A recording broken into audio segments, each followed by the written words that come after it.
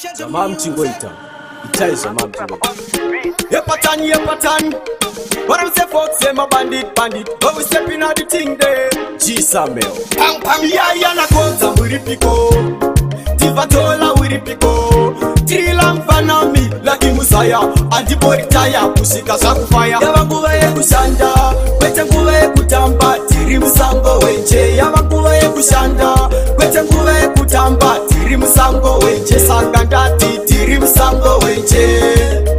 Musango wenche sakandati tiri musango wenche tiri musango wenche ata posti nashe pakona to vanokuchuna se fox asipo iyaya nakotsa katifatola vari kutenderedza ngoma unge kuropela saka kutimisa ingano takasenga foukano saka dzika maitsano ngoma dzine utano munochovha seshimano yava nguva yekushanda kwete nguva yekutamba tiri musango wenche yava nguva yekushanda kwete nguva yekutamba tiri musango wenche saka ndati tiri musango wenche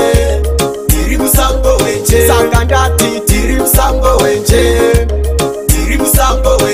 ndiri kutodza ngoma unge masimeri ndava kufara this time ndabuda mucheri nganguva ikakamanga matsara nemu matipa kuti sefox ndivantem chisameutenge toita zvebasa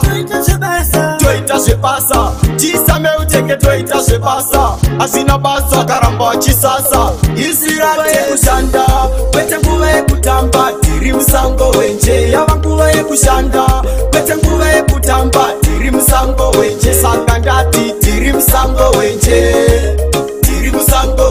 saka ndati tiri musango wenche